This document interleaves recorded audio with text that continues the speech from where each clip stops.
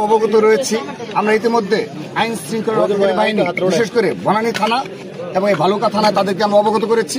আমরা আজকের এই প্রেস কনফারেন্সের মাধ্যমে আবারও বলতে চাই, এখনো এই পারভেজের পরিবারকে তারা তার সন্তানকে হারিয়েছে, কিন্তু এখনো অজ্ঞাত নাম্বার থেকে তাদেরকে প্রতিনিয়ত হুমকি দেওয়া হচ্ছে।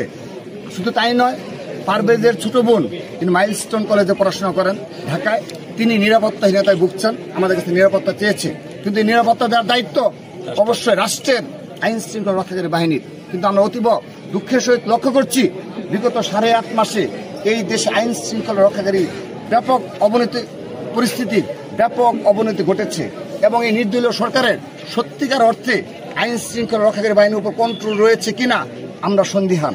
কিন্তু আমরা ছাত্রদলের প্রশ্নে আপোষহীন।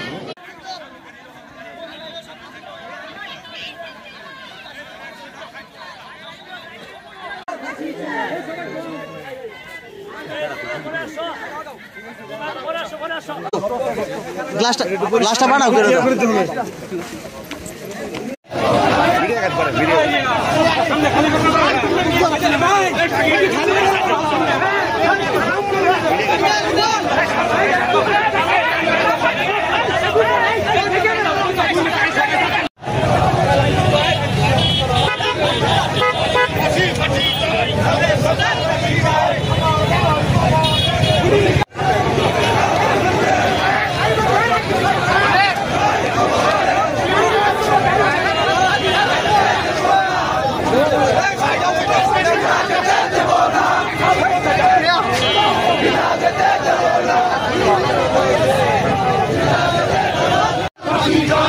ফাঁসি ফাঁসি চাই, জাতীয়তাবাদী কৃষক দল জিন্দাবাদ জিন্দাবাদ জিন্দাবাদ।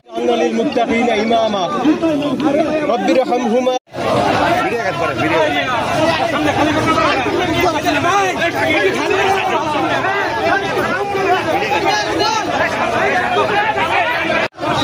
ফাঁসি ফাঁসি ফাঁসি চাই। গ্লাসটা বানাও করে দাও।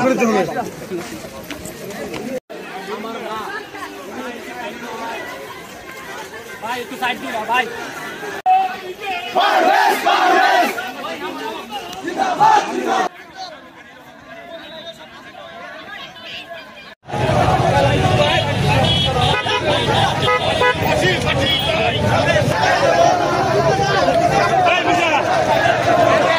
হিসেবে কবুল আর মঞ্জুর করে নিন।